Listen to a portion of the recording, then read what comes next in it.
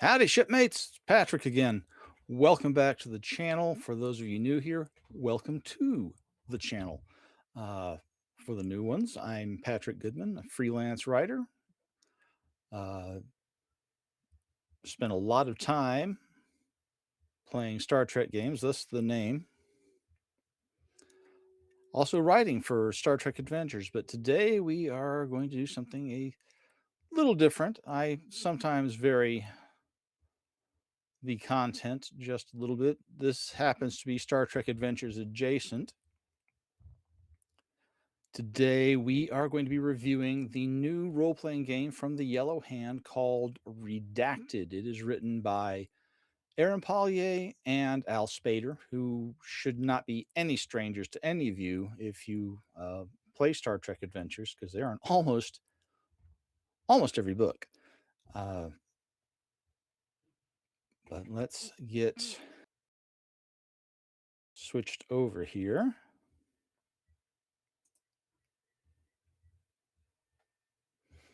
Redacted, the Saucer Squadron role-playing game.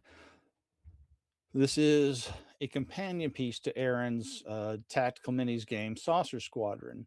The whole idea behind it is what happens if the Roswell crash in 1947 was, in fact, real?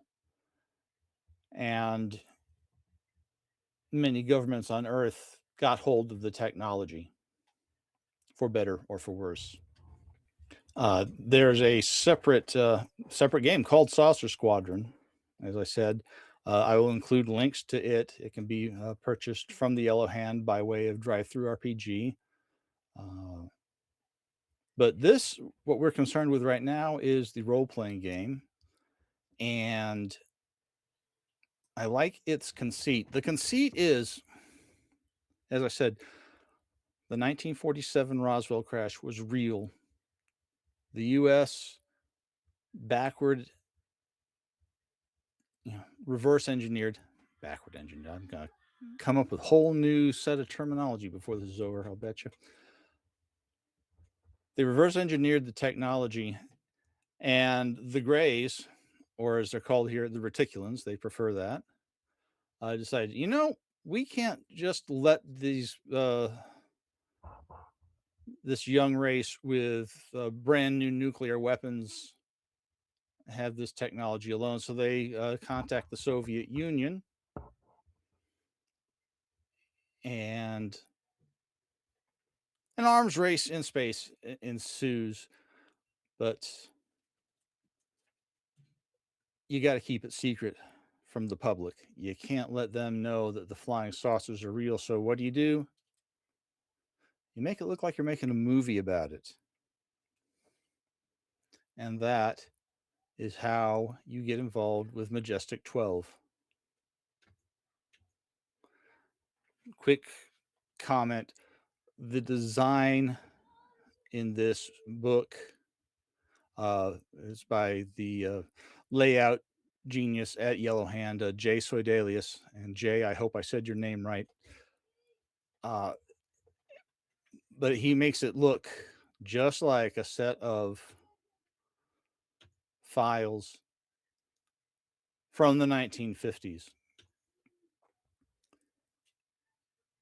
Now, the introduction is rather brief. It is by our good friend Jim Johnson, who is the project manager for Star Trek Adventures, keeping all this in the family. And then it sets up the world. It's got an extensive timeline that goes on for several pages. An introduction to the major superpowers on Earth, the US, the Soviet Union, Great Britain, and a few others. And then it introduces you to the intergalactic superpowers, the Reticulans, Reptilians, the Hopkinsville Goblins. That is such an information-dense intro. The world building, that is something that Aaron does superbly. He is just remarkable at sometimes writing too much, but he does not let you go in empty-handed on his information. Got a very good section on creating your characters, and since we are making movies here, it includes things like your motivations. You're going to have your attributes and your competencies, skills that you're good at.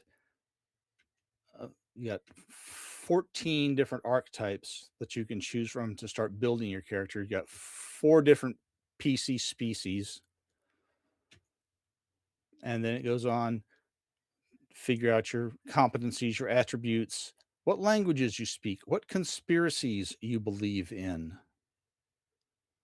You can have one, FDR's head is in a jar running things from a mile below the earth or something of that nature. But everybody in this game believes in something that somebody else is going to deny fervently.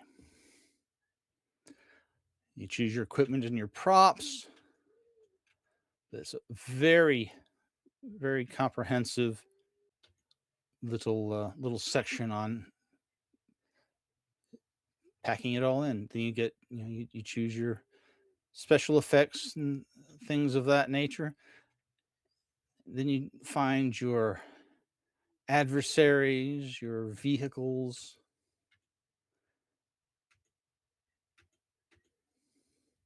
And then it gets into the rules of the game. But that is easily, half of the book right there in background and character generation. It's a slim little book. It's 124 pages, including the covers, the PDF, which the Yellow Hand graciously provided me to carry out this review. But then it gets into the rules of the game. This is where Al Spader came in, because this uses the threshold system that he developed for his original game, Once Upon. And it is a game that uses the humble D12, which I can't seem to get my camera to focus on, but trust me, I'm holding a handful of D12s because they don't get used very much, and I'm always happy for an excuse to dig them out. But the threshold system, it's a dice pool system. You're trying to hit a certain target a certain number of times. You need X number of successes. To that degree, it's not unlike 2D20 or other dice pool systems. And it tells you how to perform your tasks, how to do tests for your vehicles. And that's it for the rules. It's not a very complex system. It's very narrative. It's not super crunchy. If that appeals to you, then you're in for a treat, I think. Then there's a good section on how the director or the game master runs things. And then it's got a section on your antagonists, how to generate them, a lot of pre-generated. And then it's got a pretty good chunk of page count. Yeah, a pretty good chunk of page count dedicated. That's the word I'm trying to come up with right now. It's got a pretty good sized chunk of page count dedicated to a mission. And it's got a small list of films that are inspiration. And look at this is built around 1950s science fiction. So you're gonna have giant insect movies like Them, This Island Earth, the original The Thing, Forbidden Planet, Plan 9 from Outer Space, believe it or not. a short index and a few pre-generated characters, and a blank character sheet, a saucer sheet. Most of your vehicle action is designed to be taken by, if you're getting into actual flying saucer combat, it's designed to be taken over with the Saucer Squadron game itself. But that is Redacted. And it's obviously it's a labor of love. I'm going to give it an 8 on my badge scale. I don't have any customized UFO badges. Sorry, you're just going to have to deal with the usual Trek deltas on this one. I'd probably rate it higher if there's a little more there, which is not a fault per se. Small games are good. I just I would love more material. But that's just me. I like more me.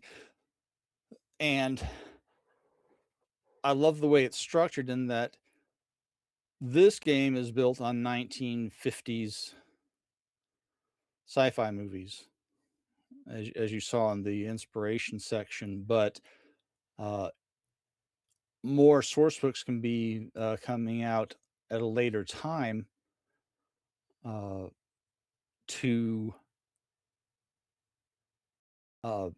expand that into other eras. I am personally kind of waiting for the late 70s and early 80s source book to see how things go with Close Encounters or films of that nature. But it's a really good game. The system is pretty simple to pick up, and I don't think you'll regret getting hold of a copy. I am trying desperately to get an interview together with Aaron and Al, but scheduling interviews for YouTube channels is a lot like scheduling role-playing game sessions for adults, especially when we've got two guys that are as busy as Al and Aaron. But we're going to try to make it happen. Talks are ongoing. Not going to give up on that one. Go get the book. I'll have links down in the description.